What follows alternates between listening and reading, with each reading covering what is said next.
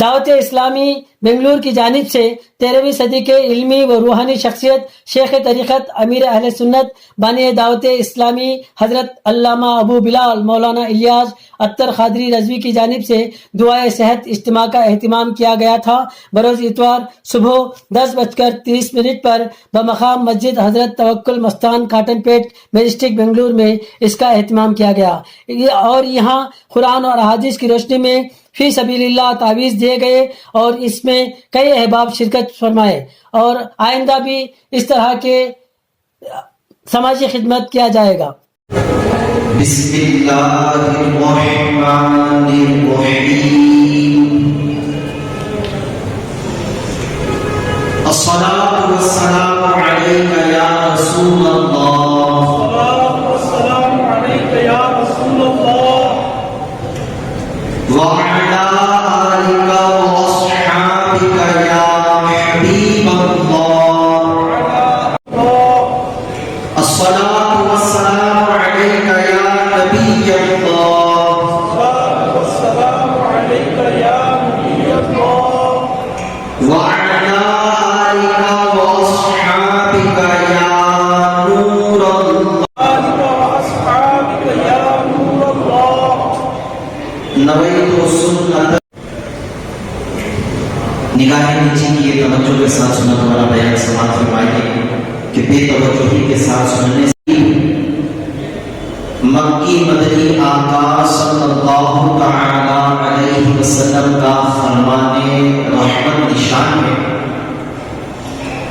جو روز جمعہ مجھ پر 100 بار درود پاک پڑھے اللہ تبارک و تعالی اس کی 100 حاجتیں پوری فرمائے جن میں سے 30 دنیا کی ہوگی اور 70 آخرت کی۔ صلو علی الحبیب صلی اللہ تعالی علی محمد۔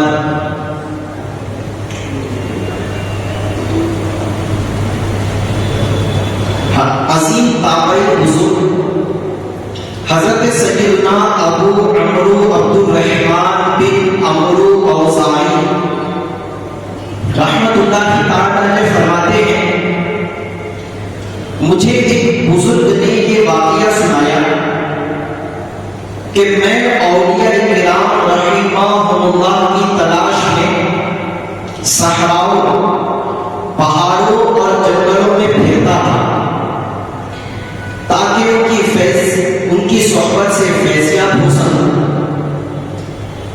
ایک مرتبہ میں اسی مقصد کے لیے مصر گیا جس کو آج کے دور میں ایجپٹ کہتے ہیں۔ جب میں مصر کے قریب پہنچا تو ویران سی جگہ میں نے ایک خیمہ رکھا ہوا دیکھا جس میں ایک ایسا شخص تھا جس کے ہاتھ پاؤں اور آنکھیں جزام کی وجہ سے ضائع ہو چکی تھی، یعنی کوڑ کی بیماری کی وجہ سے ضائع ہو چکی تھی، لیکن اس حالت میں بھی وہ اللہ پاک کا نیک بندہ ان الفاظ کے ساتھ اپنے رب کی حمد و ثنا کر رہا تھا۔ اے میرے پاک پروردگار، میں تیری وہ تعریف کرتا ہوں جو تیری تمام مخلوق کی تعریف کے برابر ہو۔ اے میرے پاک پروردگار، بے شک تو تمام مخلوق کا پیدا کرنے والا ہے اور تو سب پر فضیلت رکھتا ہے۔ میں اس انعام پر تیری حمد یعنی تعریف کرتا ہوں کہ تو نے مجھے اپنی مخلوق میں کئی لوگوں سے افضل بنایا۔ وہ بزرگ فرماتے ہیں کہ جب میں نے اس شخص کی حالت دیکھی تو میں نے کہا خدا پاک کی قسم میں اس شخص سے یہ ضرور پوچھوں گا کہ کیا حمد کے مبارک الفاظ تمہیں سکھائے گئے ہیں یا اللہ پاک کی طرف سے تمہارے دل میں ڈالے گئے ہیں؟ چنانچہ اسی ارادے سے میں اس کے پاس گیا اور اسے سلام کیا۔ اس نے میرے سلام کا جواب دیا تو میں نے کہا اے نیک بندے میں تم سے ایک چیز کے متعلق سوال کرنا چاہتا ہوں، کیا تم مجھے جواب دو گے؟ وہ کہنے لگا اگر مجھے معلوم ہوا تو انشاءاللہ ضرور جواب دوں گا۔ میں نے کہا کہ وہ کون سی نعمت ہے جس پر تم اللہ پاک کی حمد کر رہے ہو؟ تمہارے تو ہاتھ بھی نہیں ہے، آنکھیں بھی نہیں ہے، پیر بھی نہیں ہے، تو پھر وہ کون سی نعمت ہے جس پر شکر ادا کر رہے ہو؟ وہ کون سی فضیلت ہے جس پر تم شکر ادا کر رہے ہو؟ حالانکہ تمہارے ہاتھ پاؤں آنکھیں سب ضائع ہو چکی ہیں۔ وہ شخص کہنے لگا کہ کیا تم نہیں دیکھتا کہ میرے رب نے میرے ساتھ کیا معاملہ فرمایا؟ میں نے کہا کیوں نہیں، میں سب دیکھ چکا ہوں۔ پھر وہ کہنے لگا دیکھو اگر اللہ پاک چاہتا تو مجھ پر آسمان سے آگ برسا دیتا جو مجھے جلا کر راکھ بنا دیتی، اگر وہ چاہتا تو پہاڑوں کو حکم دیتا اور مجھے تباہ و برباد کر ڈالتے، اگر اللہ پاک چاہتا تو سمندر کو حکم فرماتا جو مجھے غرق کر دیتا، یا پھر زمین کو حکم فرماتا تو وہ مجھے اپنے اندر دھسا دیتی۔ لیکن دیکھو اللہ پاک نے مجھے ان تمام مصیبتوں سے محفوظ رکھا۔ پھر میں اپنے رب کریم کا شکر کیوں نہ ادا کروں، اس کی حمد کیوں نہ کروں، اور اس پاک پروردگار سے محبت کیوں نہ کروں؟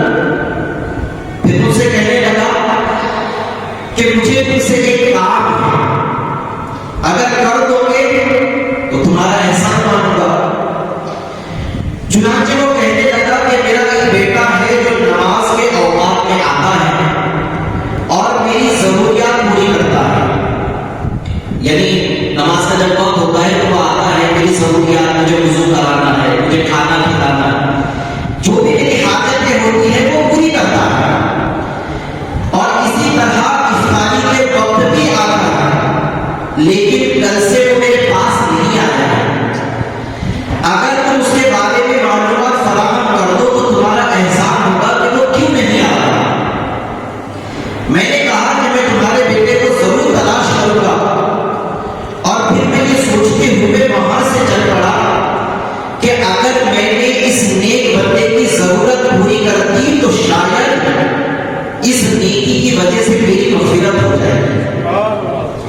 چنانچہ میں اس کے بیٹے کی تلاش میں ایک طرف چل پڑا۔ چلتے چلتے جب ریت کے دو ٹیلوں کے درمیان میں پہنچا تو وہاں کا منظر دیکھ کر میں اچانک رک گیا۔ میں نے دیکھا کہ ایک درندہ ایک لڑکے کو چیر پھاڑ کر اس کا گوشت کھا رہا ہے۔ میں سمجھ گیا کہ یہ اسی شخص کا بیٹا ہے۔ مجھے اس لڑکے کے فوت ہونے پر بہت افسوس ہوا، اور میں نے انا للہ و انا الیہ راجعون کہا، اور واپس اسی شخص کی طرف یہ سوچتے ہوئے چل پڑا کہ اگر میں نے اس پریشان حال شخص کو اس کے بیٹے کی موت کی خبر فوراً سنا دی تو سن کر کہیں یہ بھی صدمے سے فوت نہ ہو جائے۔ آخر کس طرح اس کی غمناک خبر سنا؟ حالت ایسی ہے کہ خود کام نہیں کر سکتا، اس کی ضرورتوں کو اس کا بیٹا پورا کرتا ہے، جو اس کی ضرورتیں پوری کرنے کا ذریعہ تھا درندے نے اسے ختم کر دیا۔ اب جب یہ خبر پہنچے گی تو کئی صدمے سے اس کا انتقال نہ ہو جائے، تو اب میں کیسے اس کو یہ غمناک خبر کیسے سناؤں کہ وہ یہ سن کر صبر کر لے؟ وہ شخص یہ سوچتا ہوا جا رہا تھا۔ چنانچہ وہ سفر کرتا ہوا دوبارہ اس کے پاس پہنچا اور اسے سلام کیا۔ اس نے جواب دیا۔ پھر وہ شخص کہتا ہے کہ میں نے اس سے پوچھا کہ میں تم سے ایک سوال کرنا چاہتا ہوں، کیا تم جواب دو گے؟ یہ سن کر وہ کہنے لگا کہ اگر مجھے معلوم ہوا تو انشاءاللہ ضرور جواب دوں گا۔ میں نے کہا کہ تم یہ بتاؤ کہ اللہ مان کے یہاں حضرت سیدنا ایوب علیہ نبینا و علیہ السلام मकाम मर्तबा के अफसर कौन है? अल्लाह के नबी हजरत अय्यूब अलैहिस्सलाम या आप? ये सुनकर वो कहने लगा कि यकीनन सय्यदना अय्यूब अलैहिस्सलाम का मकाम मर्तबा बहुत बुलंद वाला है। फिर मैंने कहा कि जब आप अलैहिस्सलाम को मुसीबतें पहुंची तो आप अलैहिस्सलाम ने उन बड़ी बड़ी मुसीबतों पर सब्र किया या नहीं किया? हजरत अय्यूब अलैहिस्सलाम का सब्र बड़ा मशहूर है। तो उन्होंने उस सब्र, उस मुसीबतों पर, उस परेशानियों पर सब्र किया या नहीं? एक अबाहू यानी जैसा हक था बिल्कुल वैसा ही मुसीबतों पर सब्र किया है। ये सुनकर मैंने उनसे कहा कि फिर तुम भी सब्र से काम लो। सुनो, अपने जिस बेटे का तुमने जिक्र किया था उसको एक बैठक आ गया। ये सुनकर उस शख्स ने कहा, अल्लाह पाक के लिए तमाम तारीफें जिसने मेरे दिल में दुनिया की हसरत डाली। फिर वो शख्स रोने लगा और रोते रोते वो कहते हैं, जो इस वाक़ये के चश्मदीद गवाह है, वो कहते हैं कि मैंने इन्ना लिल्लाहि व इन्ना इलैहि राजिऊन कहा और सोचने लगा था कि अचानक मुझे 10-12 सवारों का एक काफिला नजर आया। मैंने उन्हें इशारे से अपनी तरफ बुलाया तो वो मेरे पास आए और मुझसे पूछा कि तुम कौन हो और ये शुरा शख्स कौन है? मैंने सारा वाकया सुनाया तो वो वही रुके और उस शख्स को समुद्र के पानी से घुस दिया और उसे वो कफन पहनाया जो उसके पास था। फिर मुझे उसकी नमाज़े जनाजा पढ़ाने को कहा। मैंने उसकी नमाज़े जनाजा पढ़ाई। फिर हमने उस नेक शख्स को उसी खेमे में दफन कर दिया। उन नूरानी चेहरे वाले बुजुर्गों ने जो काफिले में आए रवाना हो गए, मैं वही अकेला रह गया। रात रोशनी थी। ख्वाब में एक नूरानी मंजर देखा कि मैं और वो शख्स एक सब्ज कुब्बे में मौजूद हैं। मेरा वही दोस्त नहीं जिस पर मुसीबतें टूट पड़ी थी और वो इंतजार कर गया था। उसने मुस्कुराते हुए कहा, हाँ मैं वही और तुम्हारे साथ मरने के बाद क्या मामला पेश आया? ये सुनकर वो कहने लगा, अल्हम्दुलिल्लाह के साथ जन्नत में मकाम अता फरमाया है जो मुसीबतों पर सब्र करते थे। जब उस बुजुर्ग से ये वाक़या सुना है तब से मैं मुसीबत वालों से बहुत ज्यादा मोहब्बत करने लगा। इसलिए शायद कहते हैं कि ज़बां पर शिकवे रंजो अलम लाया नहीं करते, नबी के नाम लेवा गम से घबराया नहीं करते।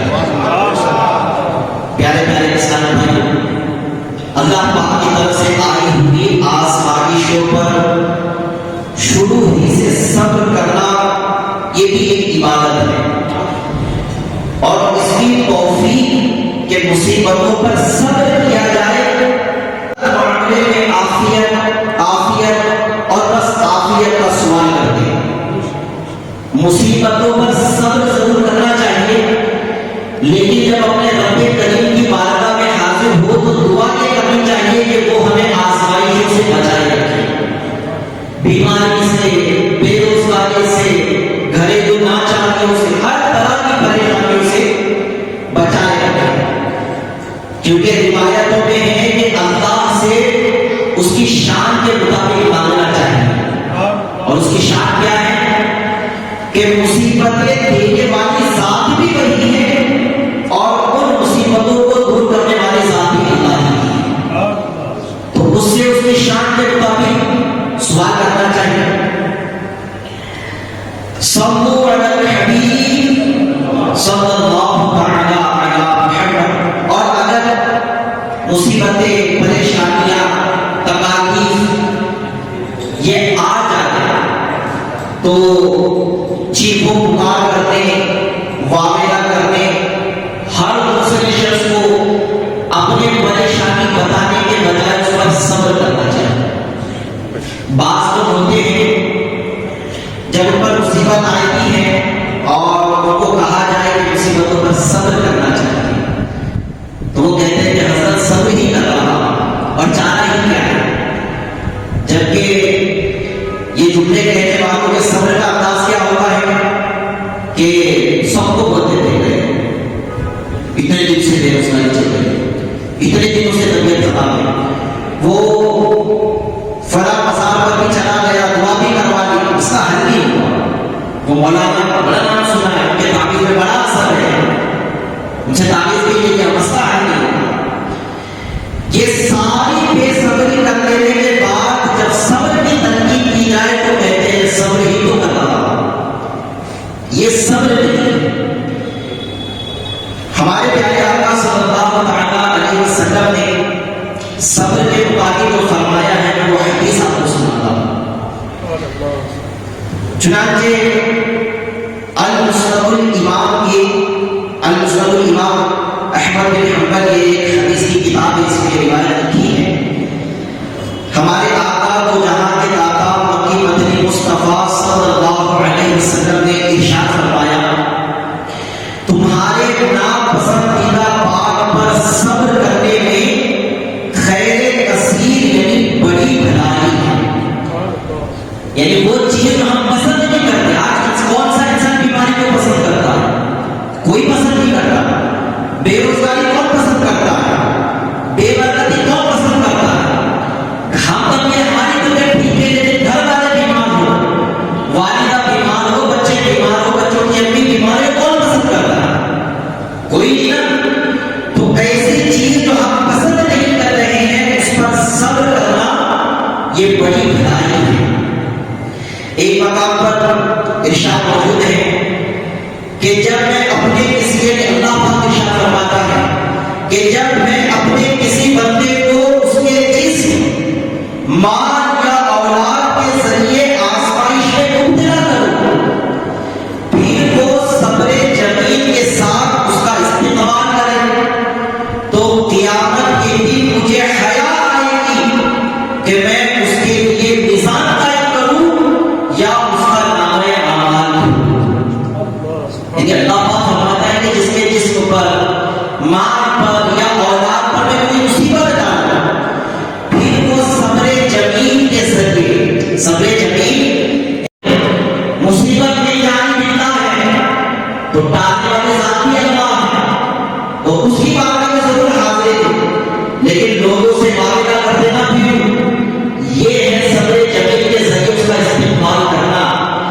تو اللہ فرماتا ہے کہ یہ حیا آئے گی کہ قیامت کے دن اس کا نامہ اعمال دوں. گویا کہ مصیبتوں پر صبر کرنے والوں کو ایسا انعام ملے گا کہ اس کے عمل تھوڑے ہی نہیں جائیں گے، ایسا انعام ملے گا کہ اس کا اعمال نامہ بھولا ہی نہیں جائے گا. سبحان اللہ. پھر وہ صبر کرے تو میرے پاس اس کی جزا جنت کے سوا اور کچھ بھی نہیں. حضرت علامہ مولانا مفتی کہ یہ حدیث ہر پیاری چیز کو آپ ہے، ارمان بھی پیارا ہے، اولاد اپنی خوبصورتی بھی پیاری ہے، اپنی آنکھ بھی پیاری ہے، اپنے ہاتھ بھی پیارے ہیں. یعنی ہر ایک انسان کو جو چیز پیاری ہے، چاہے وہ جان ہو، مال ہو یا جسم کے کوئی اعضاء میں سے عضو ہو، جو چیز انسان کو پیاری ہے اور وہ اللہ دے دے اس نعمت کو ختم فرماتے اور بندہ اس پر صبر کرے تو اللہ تعالیٰ اسے جنت عطا فرمائے. تو میرے پیارے پیارے اسلامی بھائی، یہ میں نے کچھ مصیبتوں کے مطابق، مصیبتوں پر صبر کرنے کے مطابق آپ کی بارگاہ میں کچھ روایتیں، کچھ حکایت رسیں. اب چونکہ دعوت اسلامی کا یہ سنت والا اجتماع مصیبت زدوں کے لیے ہی انعقاد کیا جاتا ہے. اس میں ایسے لوگ جو دنیاوی حالات سے پریشان ہو چکے ہوتے ہیں، کاروبار نہیں چل رہا، بیماریاں لگی ہوئی ہیں، کوئی بھی مصیبت ہوتی ہے، وہ اپنی اس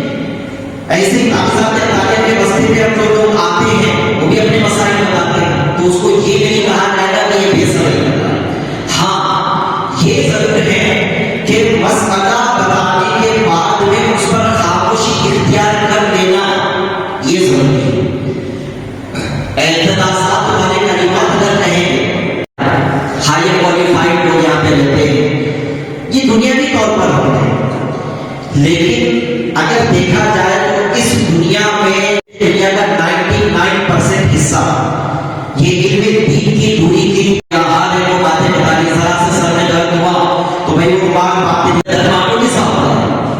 لیکن واقعہ کرنے کا انداز کیا ہے کہ سر میں بھی بات مان کے لگے گھوم گئے. کام نہیں چل رہا ہے. اتنے دن سے 2 سال سے تو روزی کما کے اتنا جمع کر لیا کہ 1 مہینہ بیٹھ کر کھا سکتے. کاروبار چل نہیں رہا ہے, بے صبری ہو رہی, کاروبار ہی نہیں چلتا, کاروبار ہی نہیں چلتا. یعنی بندے کا بعض ایسے لوگ بھی آتے ہیں کہ اس کا دھندا اتنا ہو جاتا ہے کہ آج کے دن کا گزارا ہو جائے گا, اس کے باوجود بھی کہتے ہیں برکت نہیں ہے, اس کے باوجود رونا ہوتے ہیں. تو پھر ایسے لوگوں کو سمجھانا ہوگا کہ یہ صبر نہیں ہے, یہ بے صبری ہے. اور بے صبری سے مصیبت دور نہیں ہوتی, بلکہ ایک بے صبری سے ایک مصیبت اور یہ آ جاتی ہے کہ صبر کرنے پر جو اللہ نے ثواب عطا فرمانا تھا اس سے یہ بے صبری کرنے والا محروم رہ جاتا ہے. ٹھیک ہے, پریشانی ہے, مصیبت ہے, لیکن بے صبری کی وجہ سے ایک اور مصیبت آ گئی کہ صبر کا جو ثواب تھا وہ اس کے ہاتھ سے چلا گیا.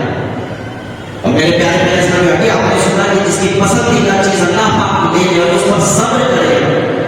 اب کاروبار سب کو پسند ہوتا ہے, روزگار اچھا چلے سب کو پسند ہے, یہ چلا جائے اور وہ صبر کرتے ہیں تو اس کی جزا کیا ہے؟ اللہ پاک فرماتا ہے کہ جنت کے سوا اس کی اور کوئی جزا نہیں مل سکتی. آج غور کریں کہ دنیا میں جینا کتنا ہے. اگر کوئی پیدائش سے لے کر ایک مبالغہ کر رہا کہ پیدائش سے لے کر قبر میں اترنے تک مصیبتوں سے دو چار ہی ہیں, ایک مصیبت آتی ہے, دوسری آتی ہے, دوسری آتی ہے, تیسری آتی ہے, اس طرح اس کی زندگی چل رہی ہے. تب بھی آپ غور کریں نا کہ مصیبتیں کتنے سال کے لیے, کتنے سال کی اس کی زندگی. اور آج کے اس دور کے اندر 50 سے 60 سال کوئی جی لیا تو جی لیا, 60 سال 70 سال بہت ہو گئے, اس سے زیادہ آپ کو بہت کم لوگ نظر آ رہے ہیں.